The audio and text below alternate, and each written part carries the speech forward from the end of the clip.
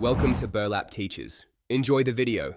You start by verifying prerequisites: the mode, controls, and any gear needed to use Protect Off.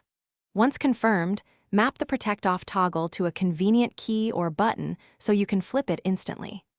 Adjust camera and sensitivity for clear sight lines and immediate responses. Then, approach an early engagement area and practice toggling Protect Off while standing behind cover.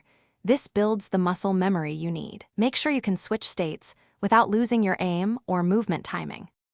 Now focus on execution.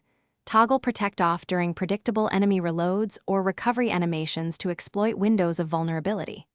Once done, pair the toggle with movement, strafing, crouch bursts, and peeking to reduce the time you're exposed.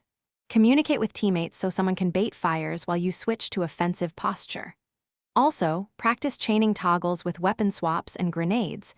This keeps your actions fluid and prevents wasted frames. If an opponent counters, revert quickly and use cover to reset the exchange. Finish the interaction by securing the kill or forcing the enemy to retreat, then immediately re-enable protection and reposition to avoid secondary threats. After the match, review replays and practice sessions to refine your toggle timing and identify mistakes. Make adjustments to sensitivity or input bindings if your toggles feel slow. A single mistimed switch will cost you a fight.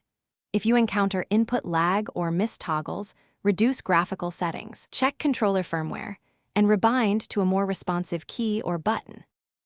Thanks for watching. Consider subscribing if this video helped you.